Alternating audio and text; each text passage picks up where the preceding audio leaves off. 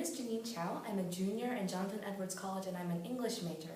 I'm from Carlsbad, which is a city in northern San Diego County in California. So last summer I got a grant from the MacMillan Center. It was the Libby Rouse Grant for Peace, in which I used for my project the Extended Peace Project in Israel and the West Bank to examine the effectiveness of peace-building groups, how they affect both their participants and how they have an extended impact on social connections to those participants. So in a way that you might look at a participant in a dialogue program and how that program impacts their parents, their friends, and family. I chose Yale originally for its people, for the kind of people I would get to interact with, to talk with, to sit on a bench at 2 in the morning and learn about the history of math with.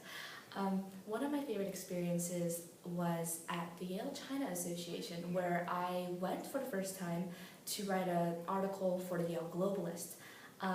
It was a speech about the globalization of Chinese cuisine, which actually was not true in the least. It was about the lack of identity of Chinese cuisine.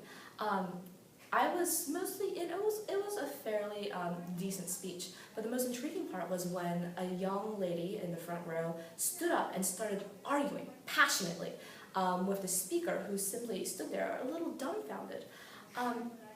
I didn't quite understand what brought this on until I left the building with my notebook in hand, rushing off to go write my article, and I ended up walking down the street with a kind old man who simply asked me what I thought.